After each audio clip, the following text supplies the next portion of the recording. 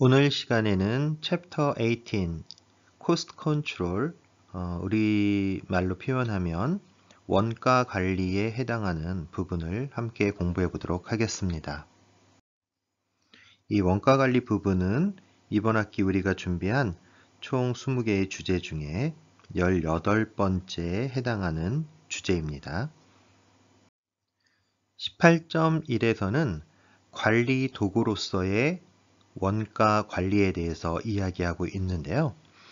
기본적으로 기업의 경영에 있어서 코스트 오버런, 즉 비용 초과 현상을 조기에 발견해내는 것은 매우 중요한 관리 포인트라는 것입니다. 결국 기업에서 관리를 한다는 것은 자금이 모자라는 상황을 조기에 파악을 해서 이런 일이 나타나지 않게 원천적으로 예방을 하거나 아니면 비용 초과가 발생하는 경우 어떻게든 그 비용 초과로 인한 영향을 최소화시켜서 기업의 경영을 계속해서 이끌어 나갈 수 있게끔 사전에 좋지 않은 행위들이라고 얘기할 수 있겠는데요. 바로 이러한 부분을 총괄해서 우리는 원가 관리라는 표현을 쓰는 겁니다.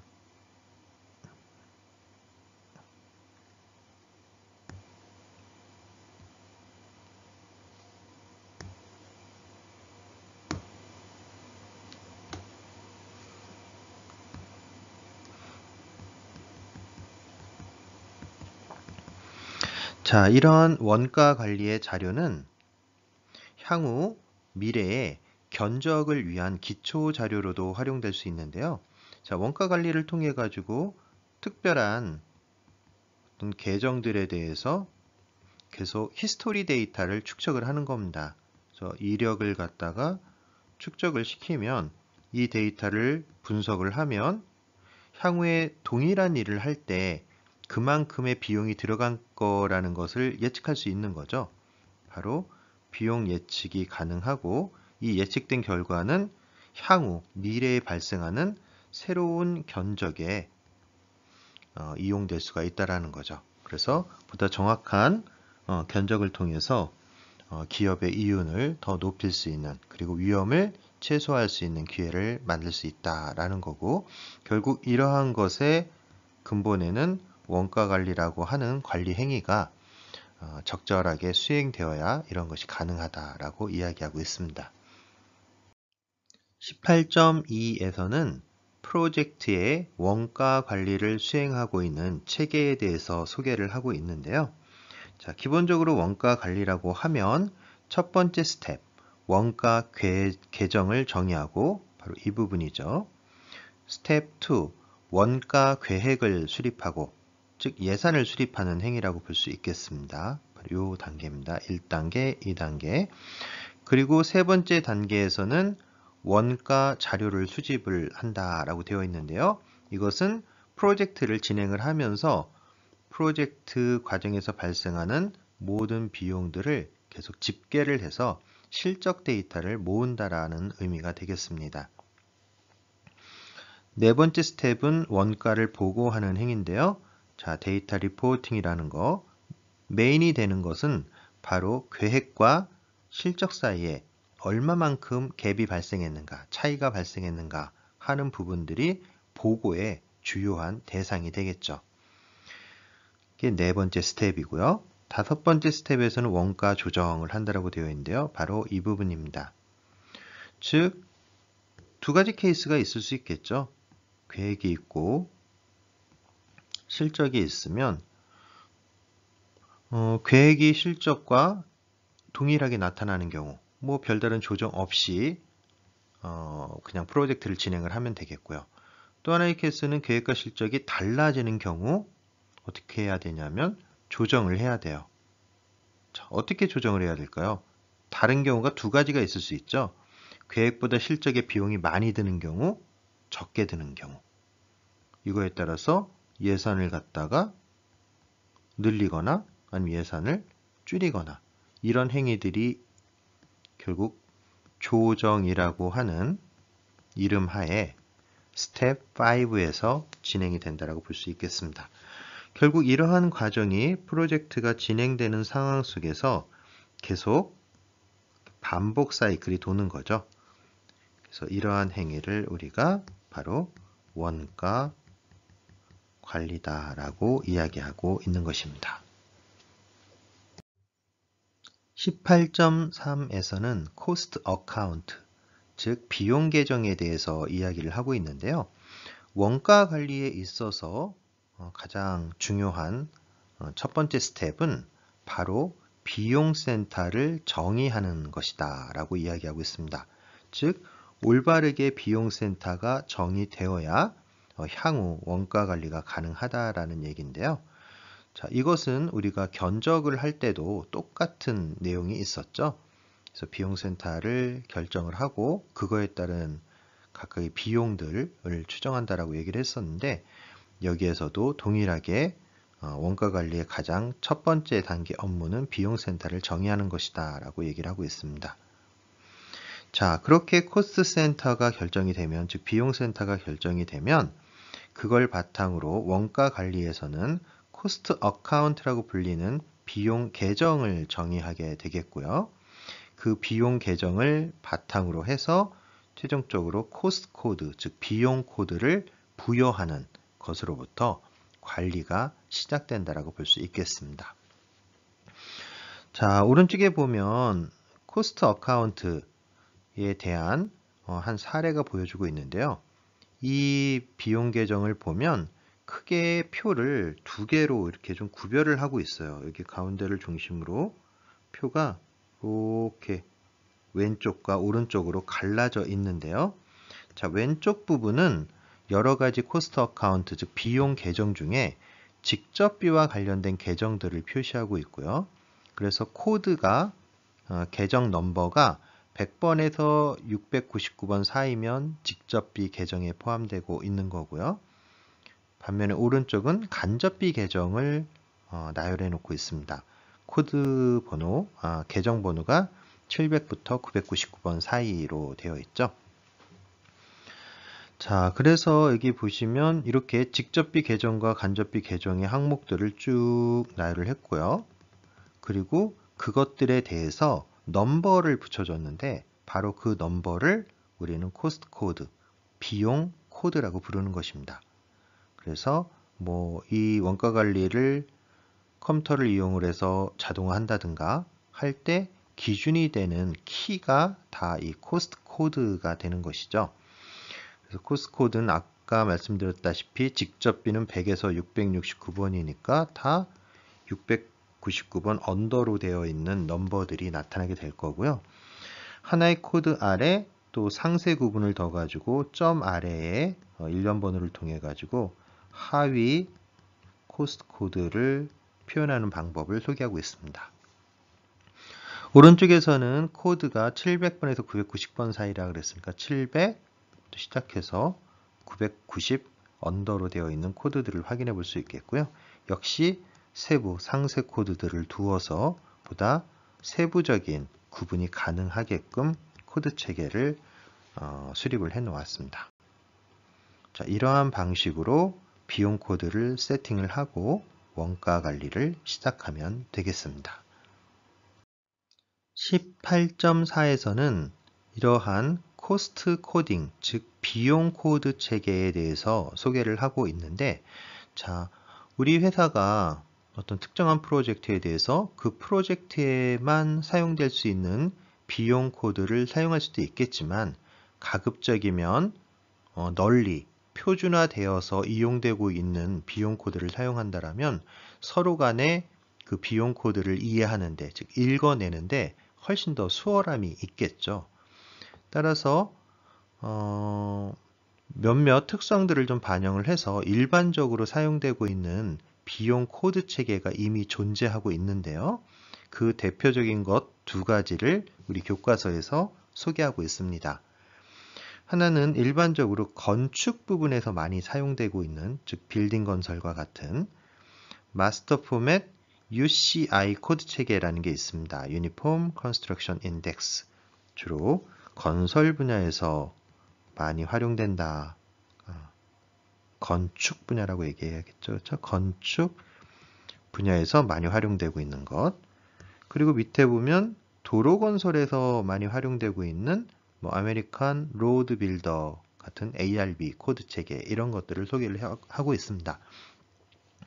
결국 이러한 코드 체계는 딱 하나만 존재하는 것이 아니라 어떤 건설을 하느냐, 즉 건설의 특성에 따라서 다양한 코드 체계가 존재할 수 있습니다. 뒷페이지에서 그래도 우리가 가장 많이 알려져 있는 코드 체계인 건축 분야의 MFUCI 코드 체계에 대해서 좀 살펴보도록 할게요. 자, 여기에 보면 CIS에서 만들어낸 마스터 포맷 유니폼 컨스트럭션 인덱스 2014년도 판이 나와 있는데요. 앞서 말씀드렸다시피 건축에 특화된 코드 체계다라고 얘기할 수 있겠고요. 여기서 CSI라는 것은 Construction Specification Institute의 약자라고 이해하시면 되겠습니다. 그래서 이 안에 보면 뭐 다양한 코드가 나와 있는데 일단 W 코드를 보면 뭐 여기 0001, 02 해가지고 이렇게 21번, 31번, 40번 해가지고 처음에는 프로큐어먼트 조달과 관련된 것들이 있고요. 그리고 여긴 제너럴 리퀘어먼트 여기에서는 여러 가지 그 컨스트럭션 공종들이 나와 있는 것 같으네요. 그렇죠? 그리고 여기는 퍼실리티 서비스. 그러니까 이거 업종별로 되어 있는 것 같으네요. 일반 건축, 여기는 서비스, 여기는 사이트랑 인프라스트럭처, 여기에는 장비, 뭐 이런 거로 나눠져 있는 것 같고요. 그리고 그 안에서 또 이제 한 단계 아래 세부로 내려가면 여기에는 General Requirement 부분, 그리고 Existing Condition에서 사이트 워크에 대한 거, 그리고 콘크리트에 대한 거, 뭐 이런 것들이 세부적으로 소개되어 있는데요. 자, 이것들을 더 상세화시킨 표가 다음 페이지에 나옵니다. 자, 여기에 보시면 UCI 체계에서 조금 전에 말씀드렸던 General Requirement, Site Work, 콘크리트 이 세 부분만 놓고 보시면 그 안에 코드 체계가 다시 100, 101 그 아래 세 코드가 또 있어가지고 분류를 해내고 사이트웍 역시 해당되는 0200에서 시작을 해서 여기 있는 299번까지 있고 그 세부적인 또 내용에 따라 가지고 또 세부적인 공정들이 나열이 되고 있습니다. 그래서 이런 식으로 코드 체계가 만들어져 있는 게 바로 UCI 코드 체계라고 우리가 보면 되겠습니다. 콘크리트도 마찬가지죠. 300번대에 정의가 되어 있네요. 그래서 지금 코드를 뭐 한 100단위 정도로 쪼개가면서 100번대, 200번대, 300번대 해가지고 1번, 2번, 3번 그러니까 일반적인 요구사항과 그리고 사이트 워크한 뭐 건설공사 시작하기 전에 현장 작업하는 거겠죠. 기초 작업들 하는 거 그리고 콘크리트 작업하는 거 뭐 이런 식으로 크게 대분류가 나눠져 있고 그 안에서 또 중분류, 소분류, 세분류 이렇게 쭉 나눠지는 그런 계층적 체계를 갖고 있다라고 볼 수 있겠습니다. 18.5에서는 비용 코드가 어떤 식으로 구성되어 있는가 하는 그 구조적인 부분들을 설명을 하고 있는데요. 앞서 말씀드렸던 건설 부분에서 가장 보편적으로 사용되고 있는 코드 체계인 마스터 포맷에서는 기본적으로 코드를 4가지 계층으로 구분을 해서 표현을 하고 있습니다. 그 첫 번째 계층은 레벨 1, 레벨 2, 세 번째 레벨 3, 네 번째 레벨 4 이렇게 되어 있는데 각 레벨은 어떤 기준으로 나눠질 수 있느냐 하면 처음에는 뭐 공사의 종류 그리고 그보다 낮은 레벨 그리고 더 낮은 레벨, 더 낮은 레벨 이렇게 해서 콘크리트를 갖다가 최상위 레벨에서는 콘크리트 공사라는 한 가지 종류였지만 레벨 2에 가면 뭐 콘크리트 성형과 같은 다른 종류의 작업들이 있고 또 L3에서는 콘크리트 성형을 구성하는 또 다른 세부 작업들 그리고 L4에서는 현장 타설을 구성하는 또 다른 세부 작업들의 집합으로 구성이 되어 있는 겁니다. 그래서 레벨 1이 예를 들어 가지고 뭐 전체 코드 체계가 있고 레벨 1에서 이렇게 갈라진다라고 하면 여기가 L1이 되겠고요. 그 안에 보면 또 L2라고 하는 세부 공정으로 나눠지는 거고, 또 그것이 다음 레벨에 가면 L3라는 세부 공정으로 나눠지고, 다시 이것이 L4라고 하는 세부 공정으로 나눠져서 최종적으로 내가 어떤 특정한 코드 작업 하나를 한다라고 하면 그 작업이 여기 있는 것이다 라고 하면 결국 이 루트를 따라와서 그 작업이 정의될 수 있다라는 겁니다.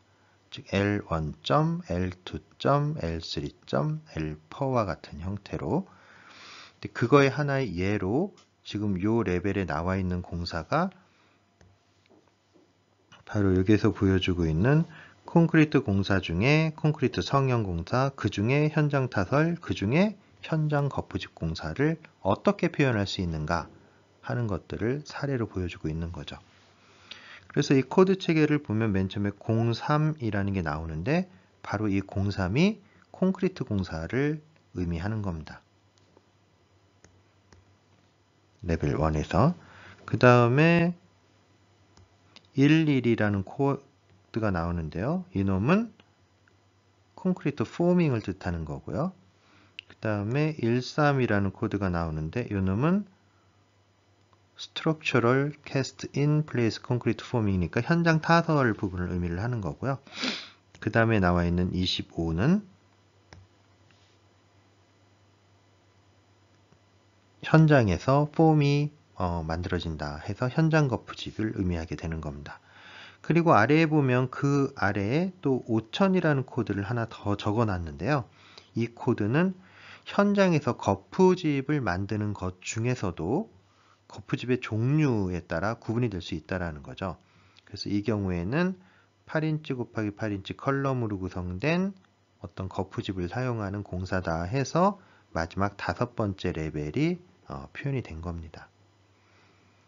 그래서 마스터 포맷의 UCI에서 콘크리트 공사를 예를 들어서 어떻게 코드가 형성이 되는가 하는 것을 보여주고 있고요.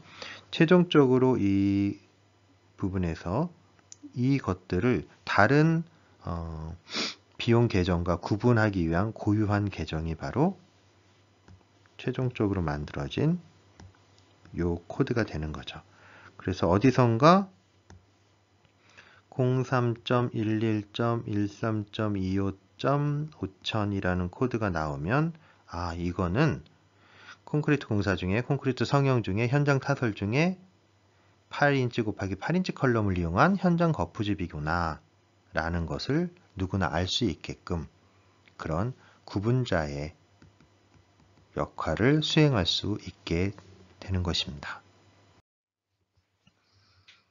자, 여기에서는 또 다른 코드 체계를 하나 보여주고 있는데요. 여기에서도 코스 코드입니다. 근데 여기에서는 어떻게 구분을 했냐면 첫 번째 레벨이 year, 프로젝트가 시작된 연도를 나타내고 있고요. 그래서 2014라는 번호가 찍혔고, 프로젝트 컨트롤 넘버에서 프로젝트마다 고유한 번호를 줬는데 그게 15번을 줬고, 프로젝트 타입을 구분을 해봤더니 얘가 파워스테이션이라 5번이란 넘버를 줬고, 에어리어 코드를 봤더니 파워스테이션, 즉 발전소 중에서도 보일러 하우스를 건설하는 거기 때문에 16번 코드를 줬고, 펑셔널 디비전에서는 파운데이션 에어리어를 하고 있는 거기 때문에, 그러니까 보일러 하우스 중에 그래서 2번이란 코드를 줬고, 제너럴 워크 스페시피케이션에서는 사이트 클리어닝, 그러니까 파운데이션 에리어 중에 사이트를 정리하고 있는 작업이라 0210이라는 게 붙었고, 그 다음에 디스트리뷰션 코드에서는 컨스트럭션 이퀴먼트 부분에 해당하는 것이기 때문에 6번 코드를 줬고, 그래서 이 레벨에 따라서 총 7레벨이 존재를 하고 각각의 코드들을 가지고 온 거죠. 2014 중에 뒤에 두 자리만 15, 5, 그 다음에 16, 그 다음에 2, 그 다음에 2010, 그리고 6 해서 코드가 형성이 된 거고요. 그 코드를 바탕으로 이제 여기 있는 이 코드는 여기서 언급하고 있는 이 작업을 고유하게 정의하기 위한 코스트 코드, 비용 코드로서 활용이 될 수 있는 것입니다.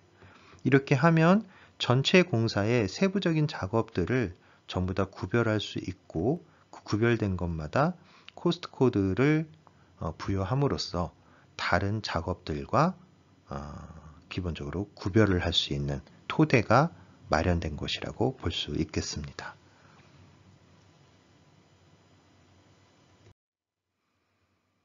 자, 16.6에서는 프로젝트 매니지먼트를 통합적으로 수행하는 경우에 있어서 코스트 어카운트가 어떻게 관리되고 있는지, 결국 통합적으로 프로젝트 관리를 한다라고 하는 것은 뭐 앞서 말씀드린 공정관리나 지금 말씀드린 원가 관리 같은 것들이 통합이 되어서 수행이 된다라는 걸 의미를 하는 겁니다. 자, 공정관리하면 우리가 기본 단위를 워크 패키지 또는 뭐 액티비티 이런 말로 표현을 했었고, 원가 관리에서는 뭐 코스트 어카운트나 아니면은 뭐 코스트 코드 뭐 이런 식으로 표현을 했었잖아요. 근데 앞서도 이런 말씀을 드린 적이 있었지만 이런 공정관리나 원가관리가 통합적으로 표준화된 체계를 가지고 관리되기 위해서는, 수행되기 위해서는 이런 것들이 다 동일한 의미를 가져야 된다라고 말씀을 드렸죠. 따라서 지금 아래에서 나오는 거는 워크 패키지를 어떻게 우리가 정의할 수 있는가 하는 것들을 보여주고 있는데, 바로 이 부분에서 결국 이 워크 패키지가 앞서 계속 언급하고 있는 코스트 어카운트나 아니면 코스트 코드로서 활용될 수 있다라는 걸 전제로 깔고 지금 이 말씀을 드리는 겁니다. 왜냐하면 통합 관리가 되고 있는 체계이기 때문에 그런 거죠. 자, 그러면 본론으로 들어가서 워크 패키지가 어떻게 정의될 수 있는가 하는 부분을 아래 그림에서 설명하고 있는데요. 자, 이 그림에 보면 매트릭스 구조를 보여주고 있어요. 그래서 10쪽은 프로젝트를 구성하고 있는 물리적인 부위들을 쪼개가면서 표현하고 있고요. 왼쪽 행에서는 이 프로젝트를 수행하기 위해서 수행해야 되는 업무들, 공사들 또는 과업들 이런 것들을 중심으로 분류를 하고 있습니다. 그래서 행과 열이 만나는 이 원소 부분들을 보면 예를 들어 가지고 첫 번째 있는 이 부분은 파운데이션 공사가 1번 공사와 2번 공사와 3번 공사로 물리적으로 구별을 해볼 수 있는데, 그거에 대한 어스워크 태스크, 기초 공사를 하는 것이다. 그래서 이 묶음 단위가 하나가 되어 있다는 건 파운데이션 1, 2, 3와 기타에 대한 기초 공사로 정의될 수 있는 워크 패키지다라는 겁니다. 그 다음에 보면 콘크리트 공사가 있는데요. 이것은 하나, 둘, 세 개로 쪼개져 있죠. 그래서 첫 번째 놈은 파운데이션 1을 위한, 1번 기초를 위한 콘크리트 공사다 라고 얘기할 수 있는 겁니다. 그래서 여기 있는 것들을 이렇게 묶어보면 결국 특정한 과업, 특정한 물리적 구성 요소가 서로 만나는 크로스가 되는 점을 찾을 수 있고, 그 해당되는 데는 뭐 특정한 물리적 구성 요소에 대한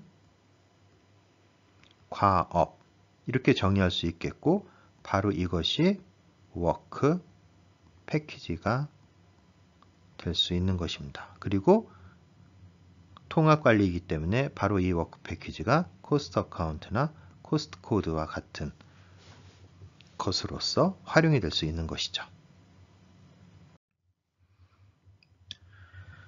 자, 앞서 표에서는 우리가 워크 패키지를 정의해내기 위해서 두 개의 디멘전을 썼었어요. 하나는 과업, 하나는 물리적 구성 요소 이랬었는데요. 차원을 갖다가 하나 더 추가할 수도 있겠습니다. 뭐냐면 필요한 자원이 뭐냐에 따라서. 그래서 뭐 자재나 인력이나 장비가 필요하다라면 그것들을 이렇게 나열을 해서 새로운 하나의 축을 만들어내고 그걸 통해서 워크 패키지를 더 세부적으로 구별을 해내는 거죠. 그래서 여기 예를 보면 아래쪽에 물리적 구성 요소는 보일러 빌딩 파운데이션이라고 되어 있고요. 거기에 어떤 업무를 하는 거냐 하면 Place and vibrate concrete in foundations direct shoot라고 되어 있으니까 뭐 콘크리트를 붓고 거기 진동기를 갖고 다지는 뭐 이런 행위들을 하는 것 같죠. 근데 그걸 하기 위해서 필요한 자원들이 뭐 이런 것들이 있다는 거잖아요. 자, 그래서 첫 번째는 뭐 시멘트 워커가 하는 작업, 뭐 일반 공이 하는 작업, 그리고 보면 뭐 바이브레이터가 하는 작업, 그리고 작은 툴을 이용해서 하는 작업. 그리고 나머지 얘네들은 이번 그 워크 패키지에서는 적용되기 어려운 그런 자원이죠. 쉽게 말해서 쓰이지 않는 자원 부분은 뭐 뺀다라는 의미가 되겠습니다. 그래서 여기선 1개, 2개, 3개, 4개 이렇게 작업이 워크 패키지가 정의가 되는 거네요. 아까 제가 좀 잘못 말한 것 같아요. 묶어서 하나고 요게 하나고 요게 하나고 요거 하나고 이렇게 4가지로 정의된 것 같습니다. 그래서 이 그림에서는 기존의 과업, 물리적 구성 요소 이외에 제3의 필요자원이라고 하는 축을 집어넣어서 보다 세부적으로 워크 패키지를 정의하고 있는, 그리고 그 워크 패키지를 코스트 어카운트로 활용하는 체계에 대해서 설명을 하고 있습니다.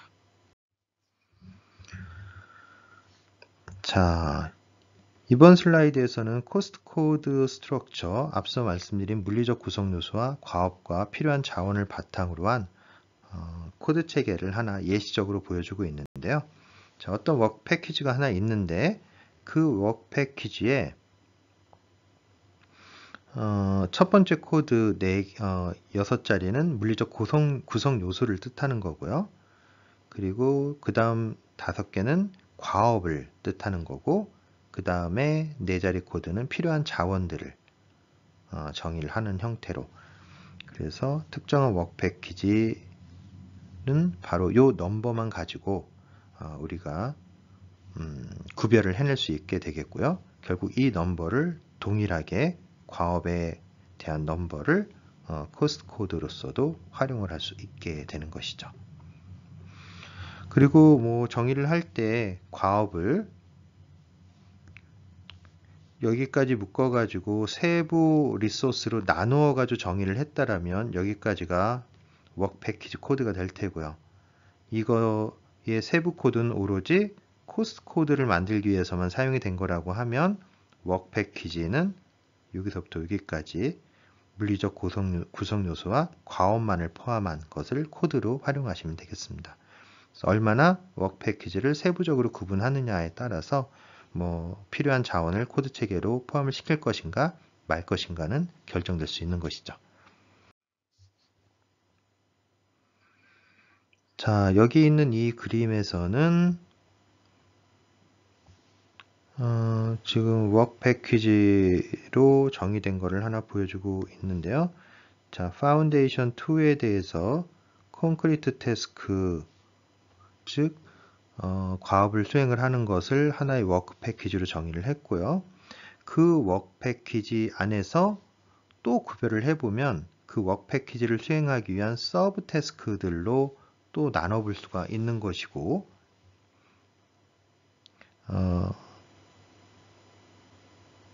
그 서브 태스크가 어떻게 진행됐느냐 하는 것을 바탕으로 우리가 일정 계획을 수립을 하고 관리를 하게 되는데, 이때 이 일정 계획을 관리하는 단위는 워크 패키지를 포함하고 있는 서브 태스크 단위로 일정 계획이 관리될 수 있다라는 거예요.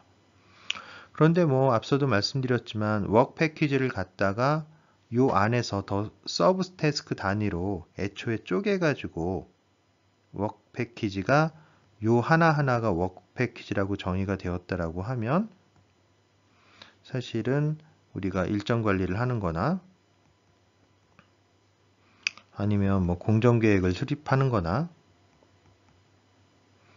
그리고 원가 계획을 수립하는 거나 아니면 뭐 관리를 하는 것이나 이런 것들을 다 단일 코드 체계로 수행할 수 있게 될 것입니다. 그래서 결국 통합적인 건설 관리, 그것도 컴퓨터 인테그레이티드 컨스트럭션이 되기 위해서는 기본적으로 단일 코드 체계를 사용하는 것이 가장 적합하겠고요. 그런 의미에서 본다라고 하면 만약에 일정 계획이 이렇게 하나의 워크 패키지를 쪼개놓은 서브 태스크 단위로 관리가 된다라고 하면 다른 쪽에서 워크 패키지를 정의를 할 때도 이 서브 태스크 단위로 워크 패키지를 적용을 하고 거기에 일정을 부여하고 거기에 비용을 부여하고 이렇게 해서 단일 형태로 통일된 형태로 또는 뭐 표준화된 형태로 관리를 하는 것이 훨씬 더 효율적이고 컴퓨터를 이용을 해서 관리를 할 때는 당연히 이런 단일 코드 체계를 활용해야 되는 것입니다. 지금부터는 주제를 약간 바꿔서 공정관리와 원가관리를 통합해서 관리하는 방안에 대해서 소개해 드리도록 하겠습니다. 보통 이러한 체계는 Earned Value Method 뒤에 시스템이라는 게 붙어서 보통 EVMS 요 이니셜을 딴 거죠. 라는 약어로서 많이 언급이 됩니다. 그래서 EVMS라는 용어가 나오면 공정관리와 원가관리를 통합해서 수행하려고 하는 것이구나 라고 이해할 수 있겠습니다. EVMS를 이해하기 위해서 먼저 프로덕션 커브를 한번 살펴보면 우리 여러 번 본 바와 같이 이 프로덕션 커브는 가로축은 시간축이고 세로축은 뭐 돈으로 나타낼 수도 있겠고 아니면 뭐 진도로 나타낼 수도 있겠습니다. 그래서 프로젝트에 들어간 뭐 비용이나 아니면 진도율과 같은 형태로 표현할 수 있겠고 기준이 될 수 있는 것은 바로 맨 끝에 있는 이 포인트일 텐데요. 자, 프로젝트의 여기는 공기가 되는 거고요. 여기는 공사비가 되는 거겠죠. 또는 진도율로 따지면 100% 이렇게 되는 거죠. 그래서 이 프로젝트의 공기와 공사비가 만나는 포인트를 우리가 뭐라고 표현하냐면 종료 시점의 계획 원가라고 해서 영어로는 budget cost at completion, 즉 종료 시점에 예정되었던 비용이 얼마인가 라고 해서 계획 원가라는 표현을 쓰는데요. BCAC라는 약자로 보통 나타냅니다. 그래서 이 프로젝트가 끝날 때 들어가야 되는 총 비용을 표시하고 있는 포인트라고 볼 수 있겠죠. 자, 그리고 프로젝트가 시작되는 데부터 프로젝트가 끝나는 데까지 보통 이런 S커브를 형성을 하면서 진도가 결정이 된다라고 얘기를 했죠. 그래서 초기와 말기에는 상대적으로 진도가 좀 느리고 중기에는 진도가 빠른 뭐 이런 베이스라인을 가지고 있습니다. 자, 이 그림에서 어떤 특정한 날에 우리 프로젝트가 제대로 잘 진행되고 있는지 하는 것을 공정관리의 측면과 원가관리의 측면에서 살펴보려고 합니다. 자, 그래서 첫 번째 포인트를 하나 찾았는데요. 이 포인트, 즉 BCWS라는 포인트를 찾았는데 이 포인트는 스터디 데이트의 베이스라인과 만나는 포인트에 대한 이름입니다. 바로 Budget Cost of Work Scheduled, 계획 원가 또는 실행 예산이라고 부르는데요. 그 스터디 데이, 즉 특정 시점까지 완료해야 되는 작업에 배분된 예산이라고 볼 수 있겠습니다. 그래서 결국 그 특정한 날짜에 우리의 작업은 정상적으로 진행이 되었다라면 이 정도 지점까지 작업이 진행되어 있어야 된다라는 것을 표현해주는 기준점이라고 볼 수 있는 것이죠.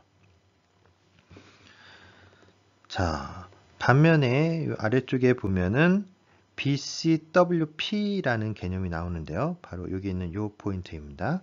자, 요 놈은 버젯 코스트, 똑같은 버젯 코스트이긴 한데 워크 스케줄이 아니라 계획되어 있는 게 아니라 워크 퍼폼드, 즉 지금까지 실행한 공사를 돈으로 따져보면 얼마너치의 공사를 수행한 거다라는 걸 보여주는 거예요. 그래서 실적 원가 또는 기성이라고 표현을 하고요. 요 스터디 데이시라고 하는 특정 시점까지 완료한 작업에 배분되었던 예산을 의미를 하는 겁니다. 따라서 그 예산이 여기 있는 요 포인트라고 얘기를 하는 것은 원래 계획은 여기인데 실적이 요만큼밖에 되지 않은 거니까 해당 시점까지 원래 공사를 했어야 되는 부분은 여기에요. 이만큼의 진도예요. 근데 오늘 와서 체크해 봤더니 실제로 공사가 된 거는 요만큼밖에 되지 않는 겁니다.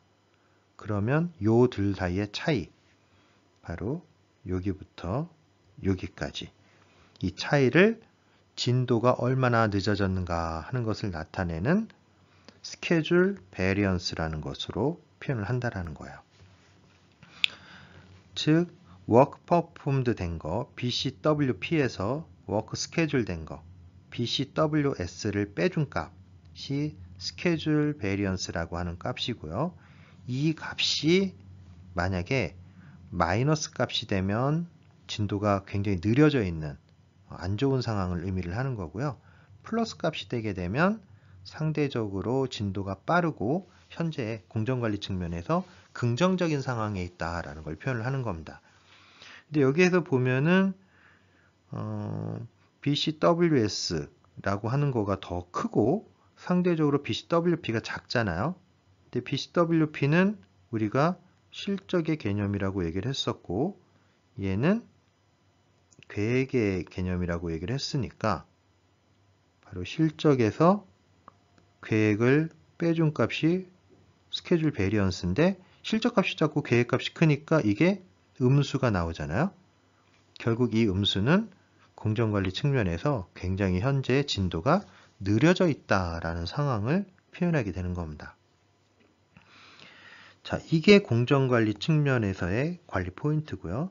또 하나의 관리 포인트는 바로 원가 관리 부분이죠. 바로 이 원가 관리. 자, 그 측면에서 살펴보면 ACWP라는 숫자를 뽑아낼 수 있는데요. 이 숫자는 Actual Cost of Work Performed라고 해서 지금까지 공사를 한, 즉 완료를 한 작업에 실제로 소요된 비용을 표현합니다. 그래서 실투입비라고 표현을 하죠. 그래서 원래 보면은 그 정도 진도가 나갔을 때는 비용이 여기 있는 요 포인트까지만 비용이 나갔어야 되는 거예요. 그게 계획입니다. 그게 예산이고요. 그런데 실제로 나중에 집계를 내봤더니 진짜 들어간 비용은 이만큼이라는 거예요. ACWP만큼. 그럼 이들 사이에도 또 마찬가지로 아까 공정과 마찬가지로 이렇게 차이가 발생을 하게 되는데 이 차이를 우리는 코스트 베리언스라고 부르고요. 이 값은 버젯 코스트에서 액츄얼 코스트를 뺀 값입니다. 따라서 마이너스 값이 나온다라는 건 액츄얼이 더 큰 상황이죠. 그러니까 안 좋은 상황인 겁니다. 반면에 플러스 값이 나오면 예산이 실적보다 더 큰 상황이니까 상대적으로 원가가 절감된 상황을 얘기를 하는 거죠. 따라서 긍정적인 상황을 표현을 합니다. 그래서 여기에서 보면은 지금 액츄얼이 버젯보다 더 크니까 이 코스트 베리언스를 계산하면 당연히 마이너스 값이 나오게 되겠죠. 따라서 원가 관리의 측면에서 봤을 때는 현재 이 프로젝트는 예산이 초과된 상태로 원래보다 많은 비용이 투입되어서 진행이 되고 있다라고 하는 부정적인 상황을 표현해주고 있는 겁니다. 그래서 이 그림을 가지고 우리가 세 개의 포인트 BCWS, BCWP, ACWP 하나, 둘, 셋. 이 세 포인트를 뽑아보면 BCWS와 BCWP의 조합으로서 공정이 얼마나 잘 계획대로 진행되고 있는지 하는 걸 파악해 볼 수 있고, ACWP와 BCWP의 조합을 통해서 원가가 계획 대비 얼마나 잘 쓰여지고 있는가, 더 많이 나가진 않는가, 아니면 예산이 좀 남아돌진 않는가 하는 것들을 양면적으로 양쪽 다 관리를 할 수 있다라는 거예요. 그래서 이러한 측면에서 EVMS라고 하는 방법은 앞서 말씀드린 바와 같이 공정 및 원가를 통합적으로 관리하는 방안이다 라고 얘기할 수 있는 것이죠. 세 개의 값을 통해서 공정관리와 원가관리를 파악하고 그것이 통합적으로 관리될 수 있게 만들어준 체계라고 정의할 수 있겠습니다. 자, 예제를 가지고 EVMS를 좀 설명을 드릴 텐데요. 예제에서 사용될 프로젝트의 스트럭처입니다. 전체 프로젝트가 있고요. 그거는 A와 B 두 개의 모듈로 구별될 수 있습니다. 그리고 A는 다시 A1과 A2 두 개의 서브 모듈로 구성될 수 있어요. 그래서 이게 지금 원가 관리나 공정 관리에서 사용이 된다라고 하는 건 사실 이 프로젝트에서 워크 패키지를 한 개, 두 개, 세 개로 구별해서 워크 패키지 1, 워크 패키지 2, 워크 패키지 3 이런 식으로 정의를 해서 원가 관리와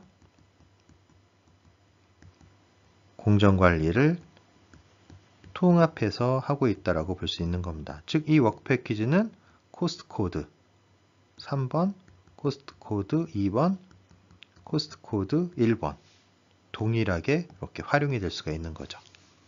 즉, 단일 코드 체계를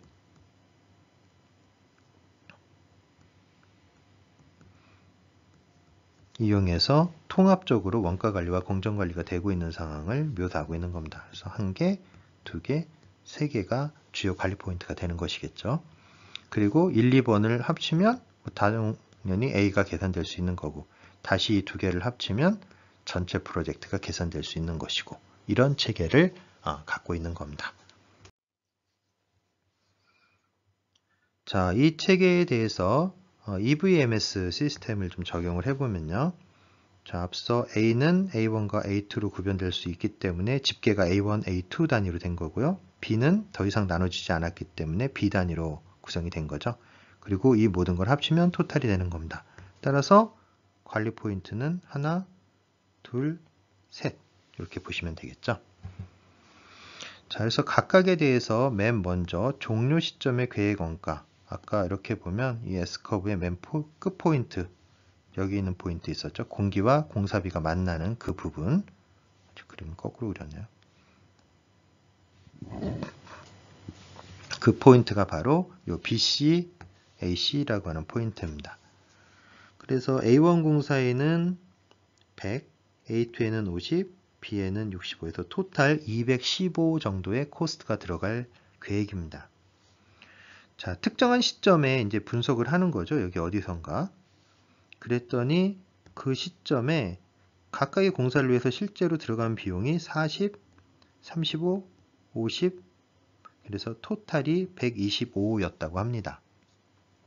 그게 바로 실투입비 부분이고요. 그리고 코스트가 아니라 물량 단위로 좀 따져봤더니 우리가 이 프로젝트를 종료하기 위해서는 A1 작업이 총 105만큼 진행이 돼야 되고요. 이건 코스트가 아니라 물량입니다. A2는 77, B는 125만큼 작업이 진행돼야 돼요. 그런데 오늘 시점에 와서 실제로 작업된 양을 보니 A1은 35만큼이 진행됐고 A2는 60만큼, B는 100만큼. 이건 단위가 물량이기 때문에 이건 라인 피트일 수도 있고 아니면 큐빅 야드일 수도 있고 스퀘어 야드일 수도 있고 이런 단위가 다 다른 거예요. 그래서 각각의 공사별로 이렇게 얼마나 실제 작업이 진행됐다라는 걸 파악할 수 있었고요. 그걸 바탕으로 물량 진도라고 하는 걸 뽑아낼 수 있습니다. PC 값인데요. 바로 물량 진도는 앞서 BAAC 총 물량을 분모로 작업된 물량을 분자로 이렇게 뽑아낸 거예요. 그래서 여기는 35 나누기 105, 얘는 60 나누기 77, 얘는 100 나누기 125 이렇게 해서 각각의 진도를 33.3%부터 80%까지 뽑아냈죠. 자, 이걸 바탕으로 실적 원가를 뽑아내게 되는데요. BCWP라고 하는 겁니다. 실적 원가는 원래 우리가 끝까지 써야 되는 비용이 여기 BCAC라고 나와 있었잖아요. 자, 여기에다가 앞서 구한 물량 진도를 곱하는 겁니다. 그래서 100 곱하기 33 그리고 50 곱하기 78% 그 다음에 65 곱하기 80% 해가지고 실적 원가를 뽑아냈고요.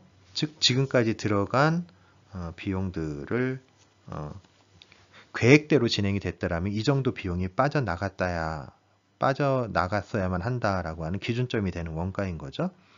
그랬더니 그게 124.3이라는 돈으로 나온 게 된 거죠. 자, 그런데 전체 우리 공사비는 215라고 앞에 정의를 해놨었죠. 따라서 215분의 124.3을 하면 우리의 진도율이 나오게 됩니다.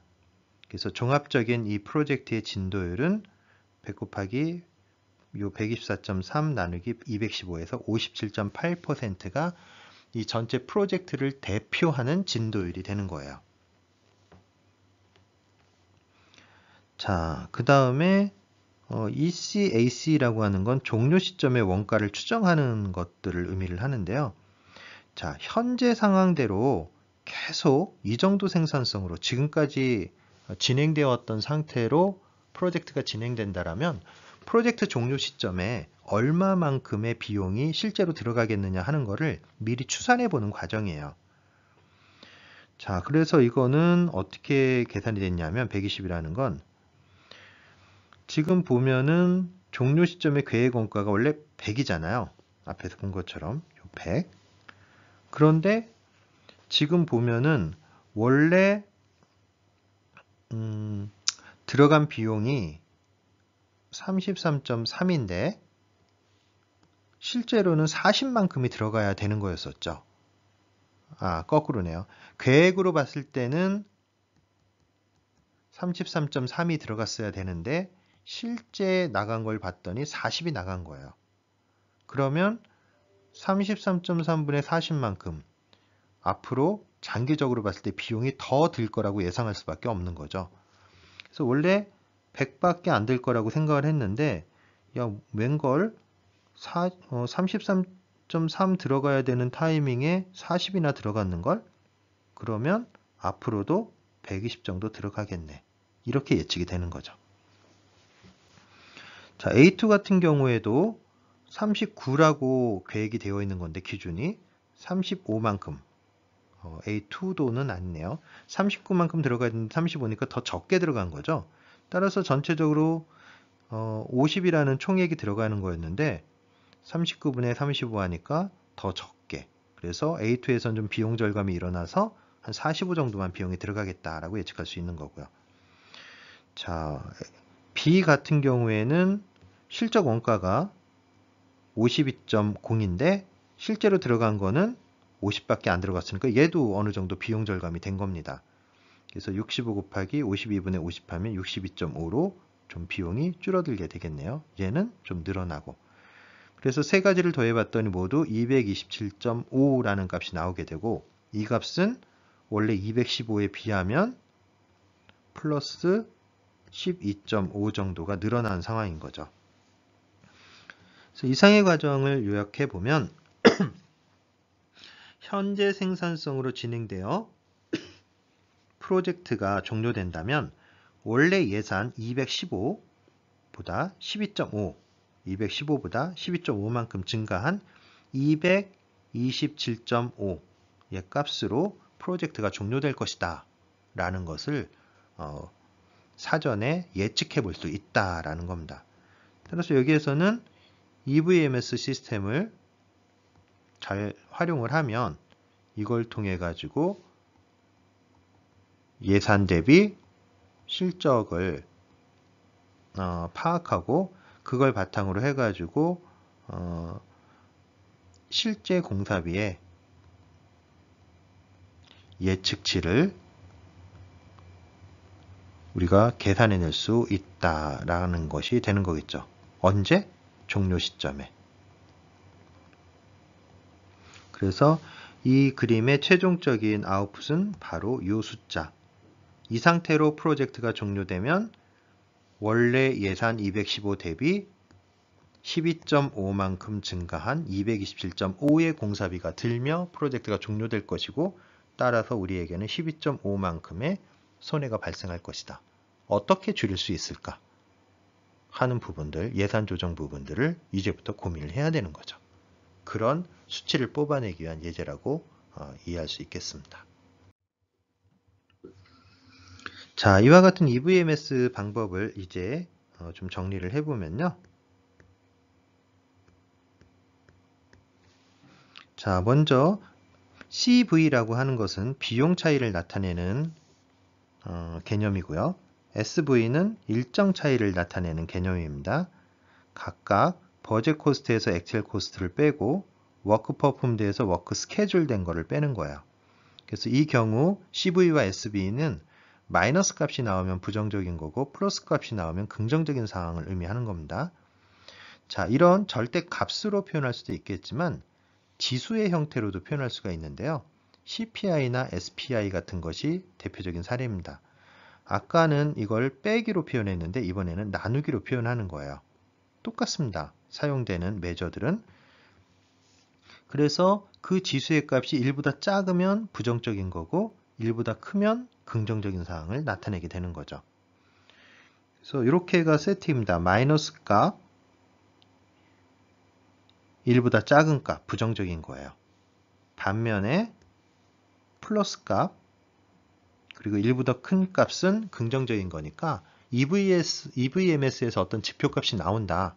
그러면 작은 건 무조건 안 좋은 거고 큰 건 무조건 좋은 상황을 표시하는 거구나 라고 이해하실 수 있겠습니다. 자, 앞서 예제에 적용을 해보면 일단 CV 값부터 따져보면 A1은 마이너스, 그리고 CV 그 A2나 B 값은 플러스 값이 나와요. 따라서 A1은 예산이 초과되고 있다는 걸 의미하는 거고요. 반면에 A2는 플러스 값이 나왔기 때문에 예산 범위 내에서 실제 예산이 절감되고 있는 상황을 표현해주고 있는 겁니다. 자, 이렇게 CV 값이 나왔다는 건 CPI 값도 똑같이 나와야 된다는 거죠.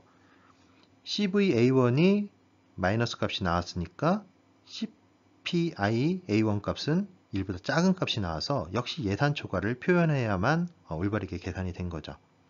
반면에 A2와 B는 CV 값이 플러스가 나왔기 때문에 1보다 큰 값이 나오게 되겠죠.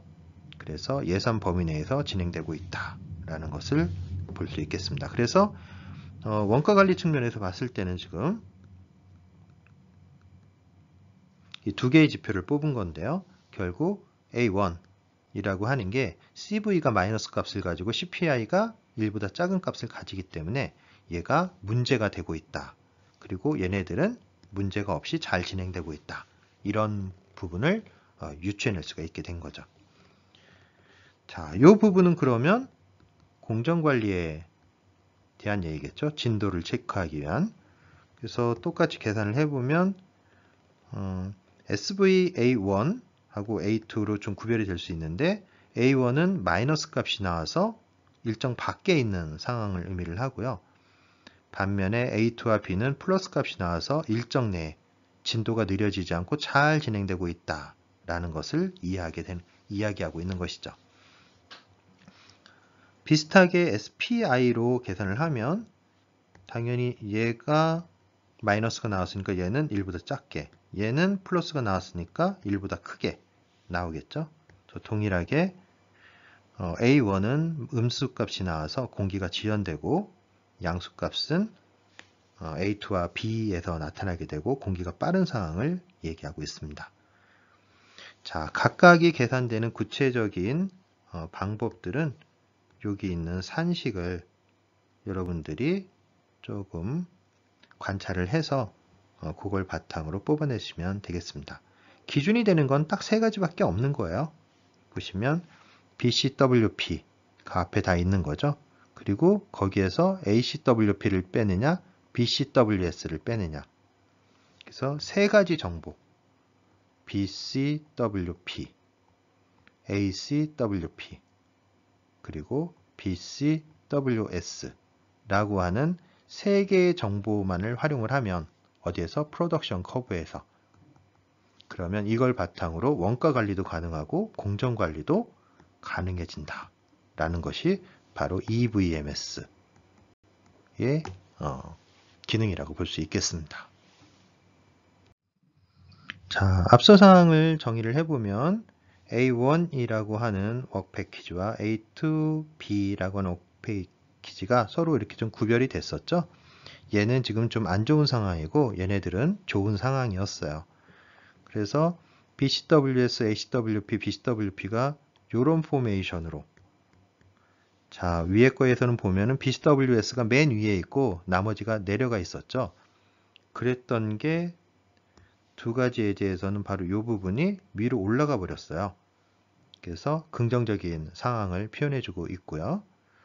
그래서 여기 있는 실적 원가를 기준으로 해서 걔를 실투입비랑 비교를 하면 비용이 많이 쓰이고 있는지 적게 쓰이고 있는지 하는 것이 파악이 가능한 거고요. 반면에 이 실적 원가라고 하는 놈을 계획 원가랑 비교를 하면 일정이 제대로 진행되고 있는지 아닌 건지 하는 것들을 파악할 수가 있는 거죠. 그래서 A1은 뭐 예산 측면에서도 초과가 되고 있고 CV로 하든 CPI로 하든 일정 측면에서도 지연이 되고 있고 역시 SV나 SPI 모든 측면에서 부정적인 상황을 보여주고 있습니다.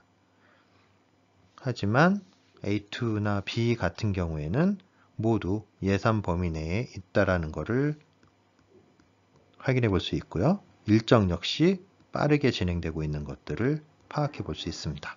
기준이 되는 건 역시 CV, SV 또는 CPI, SPI. CV와 SV는 플러스 마이너스의 개념으로, 그리고 CPI와 SPI는 1보다 크냐 작으냐의 개념으로 긍정적인 상황인지 부정적인 상황인지를 확인해 보실 수 있겠습니다. 이번 슬라이드에서는 EVMS 분석을 통해서 공정관리와 원가관리 측면에서 나타날 수 있는 상황들을 케이스별로 정리한 그림을 보여주고 있습니다. 그래서 공정관리의 개념에서 봤을 때는 스케줄이 느리게 진행되는 거, 빠르게 진행되는 거 두 가지 케이스로 분류를 해볼 수 있겠고요. 원가관리 측면에서 봤을 때는 비용이 초과되고 있는 상황이냐 아니면 절감되고 있는 상황이냐로 파악해 볼 수 있는 거죠. 그래서 여기 보면 3번과 5번 케이스 오른쪽에서 여기 보시면 얘가 3번이고 얘가 5번이네요. 두 가지 케이스는 공기도 빠르고 비용도 절감되고 있으니까 아주 이상적인 상황이라고 볼 수 있는 거고요. 반면에 여기 있는 1번과 4번 케이스, 1번과 4번 케이스 보면 공기도 느린 데다가 비용도 초과되고 있으니까 아주 안 좋은 상황, 최악의 상황을 보여주고 있는 거죠. 반면에 여기 있는 2번과 4번 상황에서는 공기의 측면에서는 별로 좀 느리게 진행되고 있지만 비용은 절감되고 있는 상황. 비용은 좀 초과되고 있지만 공기는 빠르게 진행되고 있는 상황. 그러니까 좀 원가관리 측면과 공정관리 측면이 하나는 좋고 하나는 좋지 않은 상황을 대변하고 있는 케이스들입니다. 자, 그래서 여기 칸에 보면 한 칸, 두 칸, 세 칸, 네 칸인데 오른쪽에 보면은 그래프가 6개로 그려져 있는 이유는 여기 보시면 케이스 3번과 6번의 케이스를 보시면 ACWP가 여기에서는 요선 두 개보다 아래에 있는 그런 위치고 이렇게 여기 옮겨갈 수도 있거든요. 여기에서는 여기에 있는 위치 두 가지 케이스로 구별을 해볼 수가 있기 때문에 그런 겁니다. 근데 이 두 케이스 모두 코스트나 아니면 스케줄이나 둘 다 안 좋은 상황에 있는 거라는 게 뭐 크기의 차이는 있을지언정 확인이 가능하죠. 자, 그리고 또 같은 케이스가 이 1번과 4번 역시 동일하게 두 개의 경우가 있는데 여기도 이 ACWP라고 하는 게 여기에서 여기로 옮겨간 거예요. 근데 역시 코스트 오버런 발생을 하고 스케줄 딜레이 똑같이 발생을 합니다. 단지 크기가 어떤 게 좀 더 많이, 어떤 게 더 조금 이렇게 발생하는 차이만 있는 거죠. 자, 반면에 2번이나 4번은 그런 두 가지 경우가 나타나지 않는데 그 이유는 ACWP가 있고 그 ACWP가 존재할 수 있는 위치가 해당 조건을 만족하면 이 안에 있어야 되거든요. 그래서 이 안에서 왔다 갔다만 해야 되기 때문에 다른 케이스가 발생하지 않는 거고 이 경우 5번 케이스에도 ACWP가 얘 둘보다 더 위에 있어야 되는 상황이기 때문에 이쪽으로 내려올 수가 없는 거죠. 여기서는 뭐 이 바깥으로 빠져나갈 수 없는 것처럼 따라서 단일 케이스만 존재하게 되는 겁니다. EVMS를 통해서 원가관리와 공정관리 측면에서의 긍정적인 사항, 부정적인 사항을 총 4가지 케이스 그리고 그림으로 보면 6가지 케이스로 구별해 볼 수 있다라는 것을 이 슬라이드에서 보여주고 있고요. 자, 똑같은 경우에 과연 이제 CPI, CV, SPI, SV 그 값은 어떻게 되는가? 1보다 큰가 작은가 아니면 0보다 큰가 작은가 이런 상황들을 모두 보여주고 있는 거죠. 그래서 여기 보시면 1번과 4번 케이스에서는 CPI와 CV의 값이 동일한 경향을 나타내는 걸 볼 수 있겠고요. 역시 3번과 6번 케이스에서도 동일한 상황. 반면에 얘네들은 단독적으로 상황이 나타나고 있는 걸 알 수 있죠. 그래서 이 케이스가 1번과 4번 케이스가 한 묶음이 된 거고요. 3번과 6번이 한 묶음, 얘가 한 묶음, 얘가 한 묶음 해서 여기 케이스가 얘네들이 여기로 온 거고 1번과 4번이 여기로 온 거고 3번과 6번이 일로 그리고 5번이 여기로 이렇게 정리가 된 겁니다. 기준은 CV나 SV가 나오면 뭘로 따진다고요? 플러스냐 마이너스냐 그리고 CPI나 SPI가 나오면 1보다 크냐 1보다 작으냐 아니면은 1보다 작으냐 이거 둘 다 1보다 작으냐네요. 얘네들이 1보다 작은 상황 얘네들이 1보다 큰 상황 이렇게 표현할 수 있는 거죠. 위에 거랑 좀 맞춰 볼까요? 얘네들이 1보다 큰 상황 얘네들이 1보다 작은 상황 그래서 기억하기 좋게 이렇게 얘기했었죠. 요 두 개의 상황 값이 큰 경우 긍정적인 상황이고요. 값이 작은 경우 부정적인 상황이다 라고 요약해서 기억을 하시면 되겠습니다. 18.8에서는 인건비 자료가 집계되는 과정, 즉 인건비를 코스트 코드라고 불리는 비용 계좌별로 또는 코스트 어카운트라고 불리는 비용 계정, 코스트 코드는 비용 코드죠. 비용 코드별로 인건비가 어떻게 집계되는가 하는 것들을 예시적으로 보여주고 있는데요. 자, 오른쪽에 있는 그림 한번 보시면 인프로이 넘버가 이렇게 있고요. 그 사람들의 이름이 이렇게 있네요. 그래서 아담 애플이라는 사람이 있는데 이 사람은 스탠다드 타임에 일을 했고 이 사람이 크래프톤과 유니온 보면 업종, 이 사람이 어떤 분야의 노동자인지가 표현이 되어 있죠. 그래서 15번 코드 같으면 오퍼레이팅 엔지니어 해서 장비를 운전하는 운전수 정도로 이해를 하면 되겠습니다. 시간당 급료는 16.50이고요. 근무 시간은 4시간, 4시간 있었는데 이게 뭘로 구별돼서 나오냐 하면 비용 계정별로 구별을 해가지고 표현을 해준 거예요. 그래서 80103 워크 패키지 또는 코스트 어카운트를 위해서 4시간 일을 하고 80204 작업을 위해서 또 4시간을 일했다는 거죠. 자, 반면에 밑에 있는 14번, 22번 노동자는 10번이 아마 일반 노동자일 것 같으네요. 급료가 좀 더 싼 거 보니까 12.50 일반공들이라고 보고, 이 사람들은 8시간을 일했는데 80260 01을 위해서, 그리고 22번 작업자는 그놈을 위해서 6시간과 또 80200 07을 위해서 2시간. 그래서 쭉 아래쪽으로 썸을 내버리면 코스트 코드별로 4시간, 4시간, 14시간, 2시간. 그래서 어떤 작업을 하기 위해서 어떤 인부가 일을 했다라는 것을 다 집계를 할 수가 있는 거죠.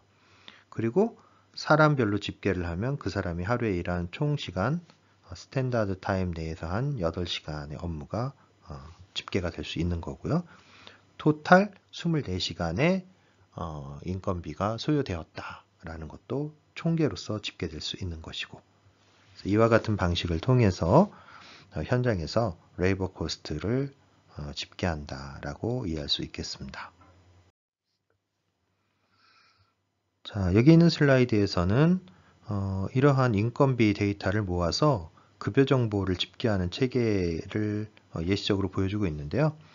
자, 오른쪽에 보면 입력 정보들이 나와 있어요. 작업자 정보 입력하고 그 사람이 얼만큼 일했는가 하는 작업량 정보를 입력을 해서 그 입력된 정보가 제대로 잘 된 정보냐 하는 것들을 사람별로 이렇게 쭉 검증을 하게 되겠죠.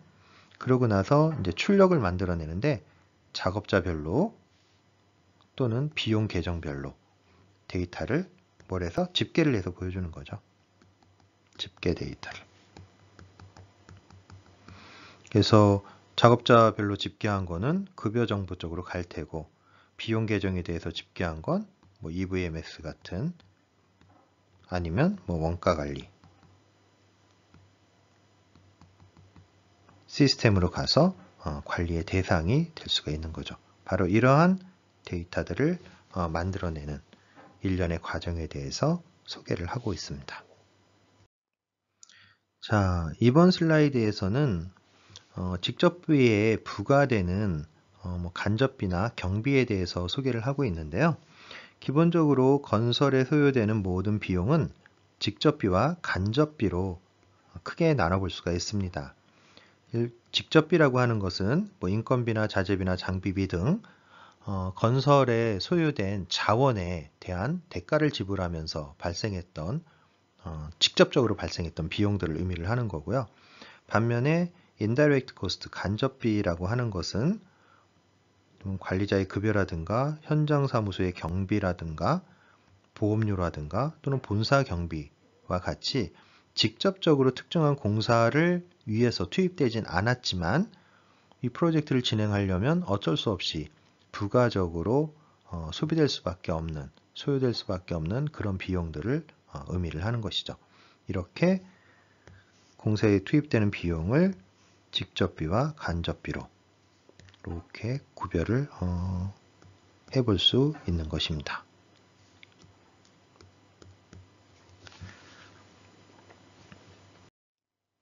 자, 이번 슬라이드에서는 이러한 간접비가 어떻게 집계되고 또한 어떻게 활용될 수 있는지 집계와 활용에 대해서 간단하게 설명을 하고 있는데요. 아래쪽에 표를 보면 어떤 특정한 프로젝트에서 쓰레기 수거를 위해서, 현장의 쓰레기 수거를 위해 가지고 소요된 인건비가 얼마다라는 데이터를 쭉 이렇게 집계해 놓은 이런 부분들이 있습니다. 자, 그런데 이 쓰레기를 수거하고 환경을 정리하는 것은 특정한 공사비에 공사에 있어서 직접비로 포함되지 않고 간접적인 비용으로 포함되는 게 일반적인데요. 이러한 간접적으로 프로젝트에 투입되는 모든 비용들을 묶어가지고 간접비 비율이라고 하는 것을 만들어내게 됩니다. 그럼 이 간접비 비율은 어떻게 사용이 되느냐? 이 간접비 비율은 기본적으로 직접비에 대한 비율이에요. 그러니까 20%라고 만약에 쓰면은 직접비가 100이라고 하면 간접비가 20에 해당한다라는 걸 의미를 하는 거고, 100분의 20 곱하기 100 해가지고 20%라는 간접비 비율을 뽑아내는 겁니다.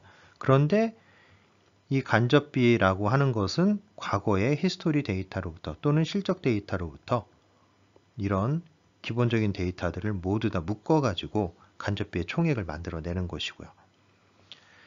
자, 그래서 이렇게 간접비 비율이 구해졌다라고 하면 자, 직접비가 20만 달러이고 간접비 비율이 20%다 하면 간접비는 20만 달러 곱하기 20% 하니까 4만 달러 이렇게 계산이 되겠죠.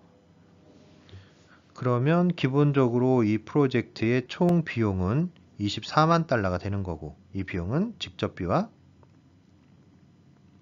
간접비를 포함한 비용이 되는 겁니다. 그런데 우리가 투자를 할 때 정책적으로 이윤을 10%로 정해서 투자를 한다라고 결정을 했다라면 이 비용에 곱하기 1 플러스 이윤 즉 10%를 해서 구하면 26만 4천 달러가 나오게 되고 바로 이 비용을 가지고 응찰을 하게 되는 그런 구조가 되는 거죠. 그래서 이 슬라이드에서는 과거의 실적 데이터로부터 간접비들을 집계를 해서 그것을 직접비에 대한 비율로 환산하고 그것을 바탕으로 어떤 입찰에 응하는 입찰가를 결정하게 된다라는 것을 보여준다라고 요약할 수 있겠습니다. 이번 슬라이드에서는 경비율을 결정을 하고 그 결정된 경비율을 이용을 해서 경비 액수를 결정을 하는 그런 절차에 대해서 설명을 하고 있는데요. 자, 기본적으로 본사의 경비 비율을 추정하기 위해서는 전년의 실적을 바탕으로 후년도에 경비 비율을 예측함으로써 수행이 되게 되는데요. 자, 이것은 크게 4가지 단계를 따라 가지고 일이 진행이 됩니다. 자, 첫 번째 단계는 전년도 비용이 예를 들어 가지고 27만 달러가 들었다. 경비에 대한 얘기입니다. 경비만 따져봤더니 1년 동안에 27만 달러가 들은 거예요. 그리고 1년 동안에 평균적으로 10%의 물가 상승률이 존재를 한다. 따라서 내년에는 27만 달러에 1.1배를 해서 즉 30만 7천 달러가 소요될 거라고 보는 거예요. 그리고 기업의 규모가 계속해서 증가를 하기 때문에 그것 때문에 경비가 2만 3천 달러가 추가로 늘어날 수도 있겠다라는 거죠. 그래서 내년도에 G&A, 즉 General and Administrative 비용, 경비 비용을 따져보면 요 3가지 텀의 합계 27만 달러, 2만 7천, 2만 3천에서 32만 달러 정도가 내년에 예상되는 경비 비용이라는 겁니다. 바로 이걸 뽑아내는 단계가 첫 번째 단계예요. 즉 내년도의 경비가 얼마나 될까라는 걸 예측하는 단계죠. 자, 두 번째 단계에서는 이 경비를 부과하기 위한 직접비 부분을 계산을 해내는데요. 자, 단계를 볼게요. 예상 매출이 얼마나 되느냐. 내년에 40만 달러 정도 우리 매출이 예상이 된다. 그런데 우리 회사의 평균 이윤은 20% 정도 되니까 실제 원가를 따져보면 32만 달러 정도의 직접비가 소요될 것이다. 뭐 이렇게 예상해 볼 수 있다는 거죠. 그래서 앞 단계에서는 부과해야 되는 경비를 추정을 했다라고 하면 이제 그 경비를 부담해야 될 직접비 부분을 예측을 하는 게 바로 두 번째 단계입니다. 자, 세 번째 단계에서는 부과 비율, 즉 경비율을 결정을 하는데요. 여기에서 앞에서 구한 경비가 32만 달러가 필요하다고 얘기를 했고 우리가 내년도에 예상되는 매출로 뽑아본 직접비의 규모가 32만 달러 정도 된다라고 예측을 했고 따라서 이것의 비율을 구해보면 10%라고 하는 경비율을 결정할 수 있는 거죠.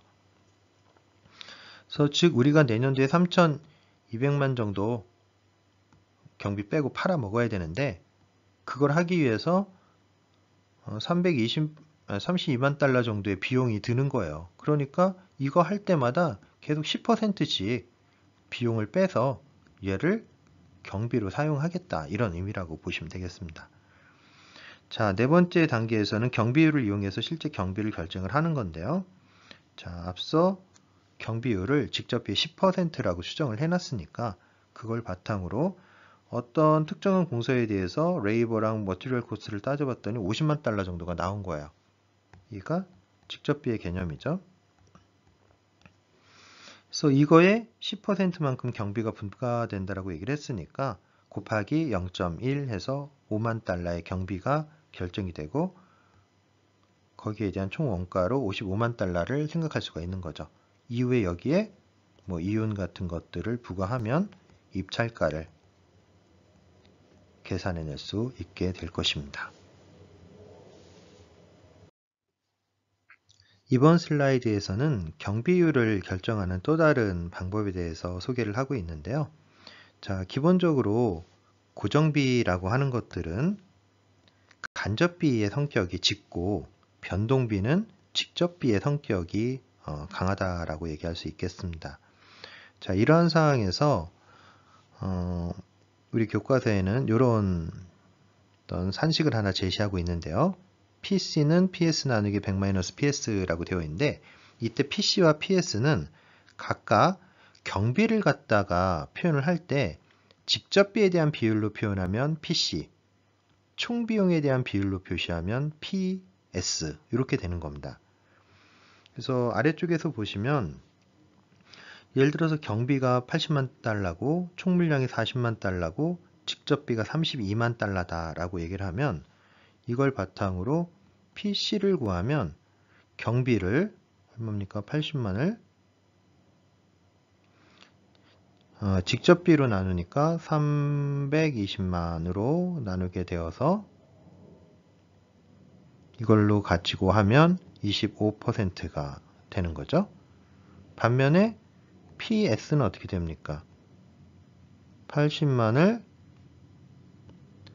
400만으로 나누게 되니까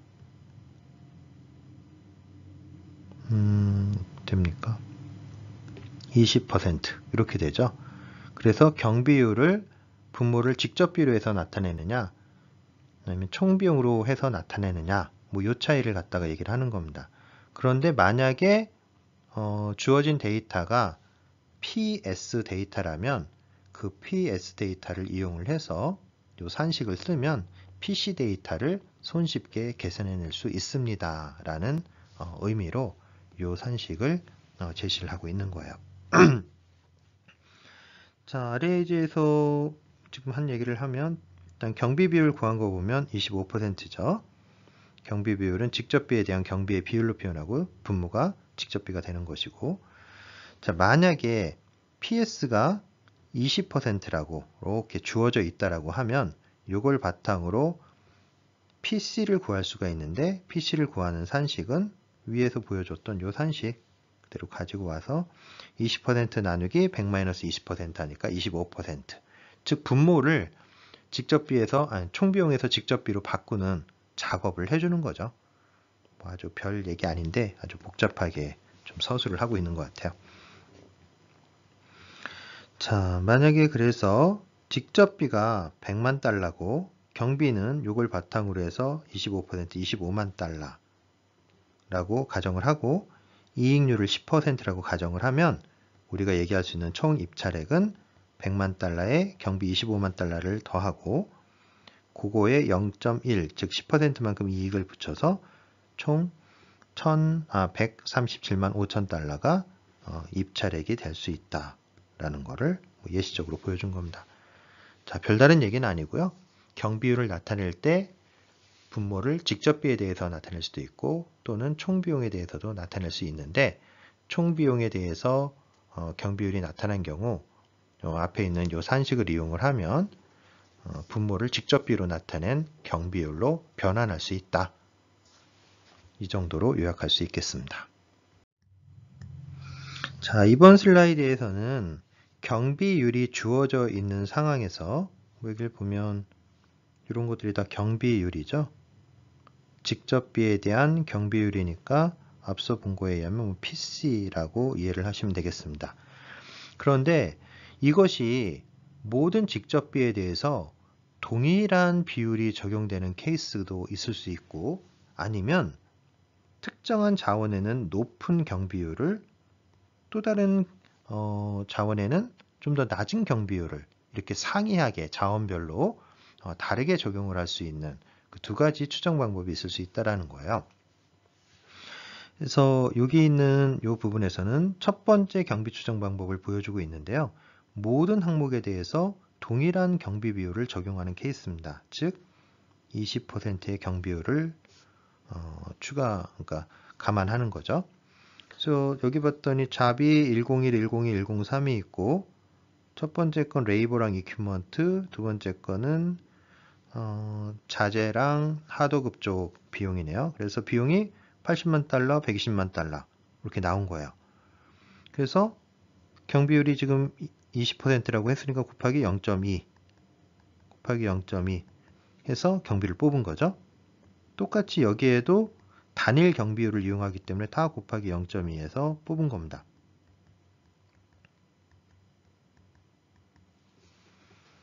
그래서 뽑아봤더니 40만 달러, 44만 달러, 28만 달러 총 해서 얼마 정도 되는 건가요? 이게 뭐 100만 달러 넘는 112만 달러 정도의 경비가 추정이 된 거네요. 자, 반면에 두 번째 경비 추정 방법에서는 항목마다 다른 비율을 적용을 한 거예요. 어떻게? 레이버랑 이퀴먼트에 대해서는 즉 여기 있는 얘네들이죠. 에 대해서는 25%. 반면에 머티리얼과 서브 컨트랙터에는 얘네들이죠. 대해서는 15%. 그래서 15%짜리 그리고 얘네들은 20%짜리 이렇게 적용을 하라는 거죠. 그래서 곱하기를 할 때도 달라졌습니다. 얘네들은 다 25%를 곱했고요. 얘네들은 다 15%를 곱했습니다. 그래서 합산을 냈더니 요값, 요값, 요값이 나온 거죠. 아까 20% 적용한 것보다는 얘가 또 맞나요? 적나요? 아까는 112만 달러가 나왔었고 얘는 다 더하면 얼마입니까? 38 더하기 35 더하기 28 하니까 101. 그러니까 이쪽이 상대적으로 더 저렴한 경비가 계산이 되었네요. 뭐 그게 중요한 건 아니고요. 여기에서 강조를 하고 있는 건 경비를 갖다 추정을 할 때 단일 경비율을 사용할 수도 있겠고 아니면 복수의 경비율을 사용할 수도 있겠다. 두 가지가 모두 가능하다라는 게 중요한 포인트라고 볼 수 있겠습니다.